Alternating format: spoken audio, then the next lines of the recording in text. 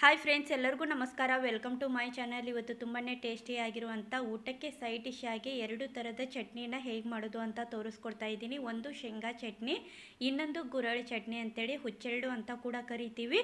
ಹುಚ್ಚೆಳ್ಳು ಅಂತ ಅಂದರೆ ಗುರಳ್ ಚಟ್ನಿ ಪುಡಿ ತುಂಬಾ ಚೆನ್ನಾಗಿರುತ್ತೆ. ಈ ಥರ ನಾವು ಶೇಂಗಾ ಮತ್ತು ಗುರಳ್ ಚಟ್ನಿ ಪುಡಿ ಮತ್ತು ಸ್ವಲ್ಪ ಮೊಸರಿದ್ರೆ ಊಟಕ್ಕೆ ಸೂಪರಾಗಿರುತ್ತೆ. ಯಾವುದೇ ಥರದ ರೊಟ್ಟಿ, ಸಜ್ಜಿ ರೊಟ್ಟಿ, ಹಾಗೆ ಜೋಳದ ರೊಟ್ಟಿ, ಚಪಾತಿ ಎಲ್ಲದರಲ್ಲಂತೂ ಸೂಪರಾಗಿ ಹೊಂದತ್ತೆ. ಮೊಸರು ಮತ್ತು ಈ ಥರದ ಚಟ್ನಿ ಇದ್ದರೆ ತುಂಬಾ ಚೆನ್ನಾಗಿರುತ್ತೆ. ಇವಾಗ ಮಾಡಲು ಬೇಕಾಗುವಂಥ ಸಾಮಗ್ರಿಗಳನ್ನ ನೋಡ್ಕೊಂಬರೋಣ. ಇಲ್ಲಿ ನಾನು 1 ಕಪ್ಪಷ್ಟು ಶೇಂಗಾ ಕಾಳನ್ನ ತೊಗೊಂಡಿದ್ದೀನಿ. ಬಿಡಿಸಿ ಇಟ್ಕೊಂಡಿರುವಂಥ ಶೇಂಗಾ ಕಾಳನ್ನ ನೋಡಿ ಈ ಥರ ಸಿಪ್ಪೆ ತೆಗೆದು ಇಟ್ಕೊಂಡಿದ್ದೀನಿ. ನಂತರ ಸ್ವಲ್ಪ ಒಂದು 3ರಿಂದ 4 ಬೆಳ್ಳುಳ್ಳಿ ಬಿಚ್ಚಿ ಇಟ್ಕೊಂಡಿರೋದನ್ನು ತೊಗೊಂಡಿದ್ದೀನಿ. ಸಿಪ್ಪೆ ಸಮೇತನೇ ಬಿಚ್ಚಿ, ಅಂದರೆ ಸಿಪ್ಪೆನ ತೆಗೆದಿಲ್ಲ. ನಂತರ ಸ್ವಲ್ಪ ಇದು ಹುಚ್ಚೆಳ್ಳು ಅಂದರೆ ಗುರೆಳ್ಳು ಅಂತ ಕರಿತೀವಿ. ಗುರೆಳ್ಳು ಅಥವಾ ಹುಚ್ಚೆಳ್ಳು ನೋಡಿ ಇದಿಷ್ಟಿದೆ. ಕ್ಲೀನ್ ಮಾಡಿ ಇಟ್ಕೊಂಡಿರೋದು ಒಂದು ಬಟ್ಲ ತೊಗೊಂಡಿದ್ದೀನಿ.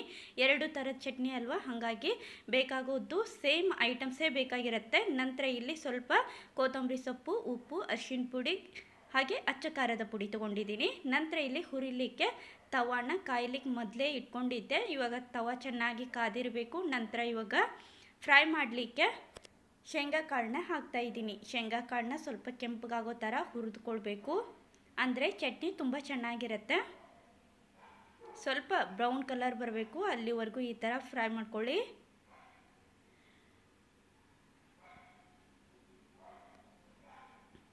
ನೋಡಿ ಈ ಥರ ಬ್ರೌನ್ ಕಲರ್ ಚೇಂಜಸ್ ಇದ್ದರೆ ಸಾಕು. ಇವಾಗ ಅದೇ ಪ್ಲೇಟಲ್ಲಿ ನಾನಿವಾಗ ತೆಗೆದು ಹಾಕ್ತಾಯಿದ್ದೀನಿ. ನೋಡಿ ಸ್ವಲ್ಪ ಆರಬೇಕು.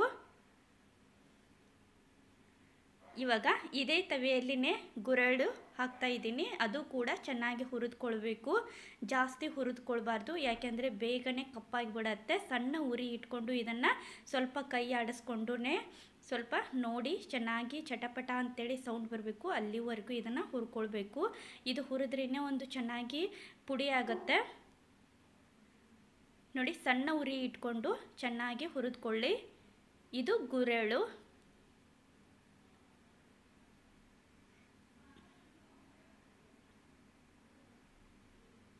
ನೋಡಿ ತುಂಬ ಬೇಗನೆ ಕಪ್ಪಾಗಿಬಿಡತ್ತೆ. ಕಪ್ಪಾದರೆ ಅಂದರೆ ಚಟ್ನಿ ಅಷ್ಟೊಂದು ಚೆನ್ನಾಗಿ ಬರೋಂಗಿಲ್ಲ. ಸ್ವಲ್ಪ ನೋಡಿ ಸಣ್ಣ ಉರಿ ಇಟ್ಕೊಂಡು ಕೈ ಆಡಿಸ್ತಾನೆ ಸ್ವಲ್ಪ ಚಟಪಟ ಅಂತೇಳಿ ಸೌಂಡ್ ಬರಬೇಕು, ಅಲ್ಲಿವರೆಗೂ ಇದನ್ನು, ಅಂದರೆ ಸ್ವಲ್ಪ ಹಿಡಿದ್ರೆ ಕೈಗೆ ತಾಗಬೇಕು, ಅಲ್ಲಿವರೆಗೂ ಇದನ್ನು ಫ್ರೈ ಮಾಡಿಕೊಂಡ್ರೆ ಸಾಕು. ಇವಾಗ ಒಂದು ಪ್ಲೇಟಲ್ಲಿ ಇದು ಕೂಡ ತೆಗೆದು ಆರ್ಲಿಕ್ಕೆ ಇಡ್ತಾ ಇದ್ದೀನಿ.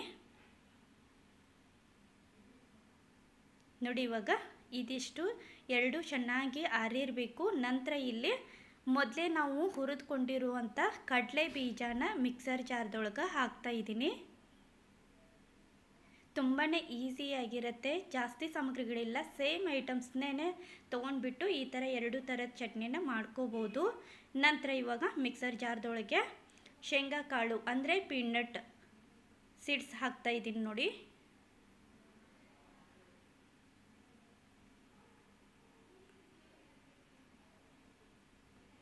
ಇವಾಗ ಇದಕ್ಕೆ 3 ಟೇಬಲ್ ಸ್ಪೂನಷ್ಟು ಅಚ್ಚ ಖಾರದ ಪುಡಿನ ಹಾಕ್ತಾ ಇದ್ದೀನಿ. ಇದು ಸ್ವಲ್ಪ ಖಾರ ಇರೋದ್ರಿಂದ ನಾನು 3 ಟೇಬಲ್ ಸ್ಪೂನ್ನ ಹಾಕ್ತಾ ಇದ್ದೀನಿ. ನಿಮ್ಮದೇನಾದರೂ ಸಪ್ಪೆ ಖಾರ ಇದ್ದರೆ 1-2 ಟೇಬಲ್ ಸ್ಪೂನು ಖಾರ, ಉಪ್ಪು ನಿಮ್ಮ ಅನುಕೂಲಕ್ಕೆ ತಕ್ಕಷ್ಟು ನೀವು ಹಾಕ್ಕೊಳ್ಬೇಕು. ನಂತರ ಸ್ವಲ್ಪ 2 ಗಡ್ಡೆ ಆಗುವಷ್ಟು ನಾನಿಲ್ಲಿ ಬೆಳ್ಳುಳ್ಳಿನ ಬಿಚ್ಚಿ ಇಟ್ಕೊಂಡು ಹಾಕ್ತಾ ಇದ್ದೀನಿ. ಅಂದರೆ 4 ಗಡ್ಡೆ ತೊಗೊಂಡಿದ್ದೀನಿ, 2 ಗಡ್ಡೆ ಇದಕ್ಕೆ, 2 ಗಡ್ಡೆ ಗುರೆಳ್ಳು ಚಟ್ನಿ ಪುಡಿಗೆ ಬೇಕು ಅಂಥೇಳಿ. ಸ್ವಲ್ಪ ಅರ್ಧ ಟೇಬಲ್ ಸ್ಪೂನಷ್ಟು ಅರಿಶಿಣ ಪುಡಿ ಮತ್ತು ಉಪ್ಪು ಹಾಕ್ತಾಯಿದ್ದೀನಿ. ನೋಡಿ ಇದಿಷ್ಟಿದ್ರೆ ಸಾಕು. ಇವಾಗ ಕ್ಲೋಸ್ ಮಾಡಿ ಸ್ವಲ್ಪ ಆನ್ ಸ್ಟಾಪ್ ಅಂದರೆ ಸ್ವಲ್ಪ ಕೊತ್ತಂಬರಿ ಸೊಪ್ಪು ಹಾಕ್ತಾಯಿದ್ದೀನಿ. ಬೇಕಿದ್ರೆ ನೀವು ಕೊತ್ತಂಬರಿ ಸೊಪ್ಪನ್ನ ಹಾಕ್ಕೊಳ್ಳಿ, ಇಲ್ಲಾಂದರೆ ಸ್ಕಿಪ್ ಮಾಡ್ಬೋದು. ನಂತರ ಇವಾಗ ಕ್ಲೋಸ್ ಮಾಡಿಬಿಟ್ಟು ಸ್ವಲ್ಪ ಆನ್ ಮಾಡಿ ಮತ್ತು ಸ್ಟಾಪ್ ಮಾಡಿ ಈ ಥರ ಪೌಡ್ರ್ ಗತೆ ಮಾಡ್ಕೋಬೇಕು. ಒಂದೇ ಸರ್ತಿ ತಿರುಗಿಸ್ಕೋಬಾರ್ದು, ಯಾಕೆಂದರೆ ಶೇಂಗಾ ಕಾಳು ಒಂದೊಂದು ಕೆಳಗಡೆ ಹಾಗೆ ಕೂತ್ಕೊಂಡ್ಬಿಡುತ್ತೆ, ಒಂದೊಂದು ಈ ಥರ ಸಣ್ಣ ಆಗುತ್ತೆ. ಪೌಡ್ರ್ ಗತೆ ಇದ್ದರೆ ಚೆನ್ನಾಗಿರುತ್ತೆ. ನೋಡಿ ಇದಿಷ್ಟು ಸಣ್ಣ ಇದ್ದರೆ ಸಾಕು, ಜಾಸ್ತಿ ಸಣ್ಣ ಕೂಡ ಇರಬಾರ್ದು, ಮೀಡಿಯಮ್ದಲ್ಲಿ ಸ್ವಲ್ಪ ಸಣ್ಣ ಇದ್ದರೆ ಸಾಕು. ಇವಾಗ ಅದೇ ಪ್ಲೇಟ್ ಒಳಗೆ ತೆಗೆದು ಹಾಕ್ತಾಯಿದ್ದೀನಿ. ನೋಡಿ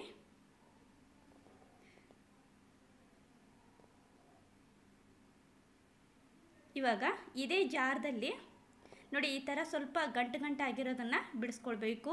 ನಂತರ ಇದು 1 ಅವರ್ ಆದಮೇಲೆ ತಾನೇ ಬಿಟ್ಕೊಳ್ಳುತ್ತೆ, ಉದುರಾಗಿ ತುಂಬ ಚೆನ್ನಾಗಿರುತ್ತೆ ಚಟ್ನಿ. ಇದಿಷ್ಟು ಶೇಂಗಾ ಚಟ್ನಿ ರೆಡಿ ಆಯಿತು ನೋಡಿ. ಇವಾಗ ಅದೇ ಜಾರದೊಳಗೆ ಇಲ್ಲಿ ಹುರಿದುಕೊಂಡಿರುವಂಥ ಗುರೆಳ್ಳನ್ನ ಹಾಕ್ತಾ ಇದ್ದೀನಿ.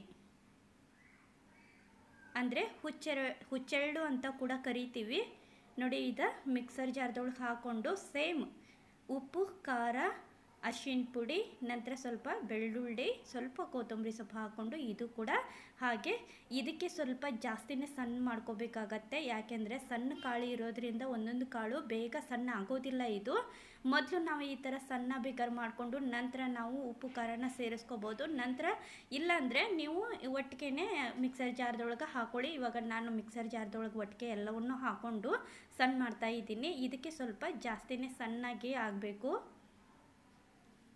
3.5 ಟೇಬಲ್ ಸ್ಪೂನಷ್ಟು ಖಾರದ ಪುಡಿ ಹಾಕ್ತಾ ಇದ್ದೀನಿ. ಇದಕ್ಕೆ ಸ್ವಲ್ಪ ಖಾರ ಜಾಸ್ತಿನೇ ಇದ್ರೇ ಚೆನ್ನಾಗಿರುತ್ತೆ. ಹಾಗಾಗಿ ನಾನು ಶೇಂಗಾ ಕಾಳು ಪುಡಿಗೆ 3 ಟೇಬಲ್ ಸ್ಪೂನ್ನ ಹಾಕ್ಕೊಂಡಿದ್ದೀನಿ. ಇದಕ್ಕೆ 3.5 ಟೇಬಲ್ ಸ್ಪೂನಷ್ಟು ಅಚ್ಚ ಖಾರದ ಪುಡಿ, ಅರ್ಧ ಟೇಬಲ್ ಸ್ಪೂನು ಉಪ್ಪು, ಅರ್ಧ ಟೇಬಲ್ ಸ್ಪೂನಷ್ಟು ಅರಿಶಿನ ಪುಡಿ ಮತ್ತು 2 ಗಡ್ಡೆ ಬೆಳ್ಳುಳ್ಳಿ, ಬಿಚ್ಚಿ ಇಟ್ಕೊಂಡಿರೋಂಥ ಬೆಳ್ಳುಳ್ಳಿ ಮತ್ತು ಕೊತ್ತಂಬರಿ ಸೊಪ್ಪು ಹಾಕ್ಕೊಂಡು ಇದು ಕೂಡ ಕ್ಲೋಸ್ ಮಾಡಿ ಸ್ವಲ್ಪ ಜಾಸ್ತಿನೇ ಇದನ್ನು ತಿರುಗಿಸ್ಕೋಬೇಕಾಗತ್ತೆ. ಆನ್ ಸ್ಟಾಪ್ ಮಾಡಿ ಸ್ವಲ್ಪ, ಅಂದರೆ ಸಣ್ಣ ಆಗ್ತಿಕ್ಕೆ ಸ್ವಲ್ಪ ಟೈಮ್ ತೊಗೊಳತ್ತೆ ನೋಡಿ. ಇದಿಷ್ಟು ಸಣ್ಣ ಇದ್ದರೆ ಸಾಕು.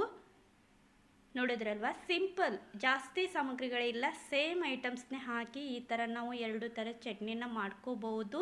ಯಾವುದೇ ಥರದ ಹಬ್ಬ ಇರಲಿ, ಇನ್ನೇನು ಸಂಕ್ರಾಂತಿ ಹಬ್ಬ ಬಂತಲ್ವ, ಸಂಕ್ರಾಂತಿ ಹಬ್ಬಕ್ಕೆ ನಾವು ಈ ಥರ ವೆರೈಟಿಯಾಗಿ ಚಟ್ನಿ ಯಾವುದೇ ಅಂದರೆ ಶೇಂಗಾಕಾಳು ಚಟ್ನಿ, ಗುರೆಳ್ಳು ಚಟ್ನಿ, ನಂತರ ಪುಟಾಣಿ ಚಟ್ನಿ, ಆಮೇಲೆ ಒಬ್ಬೊಬ್ಬರು ಒಂದೊಂದು ರೀತಿಯಲ್ಲಿ ತುಂಬ ವೆರೈಟಿಯಲ್ಲಿ ಚಟ್ನಿಗಳನ್ನ ಮಾಡ್ತಾರೋ ಹಾಗೆ ಅದರಲ್ಲಿ ಕೂಡ ಇದು ಒಂಥರ ನೋಡಿ.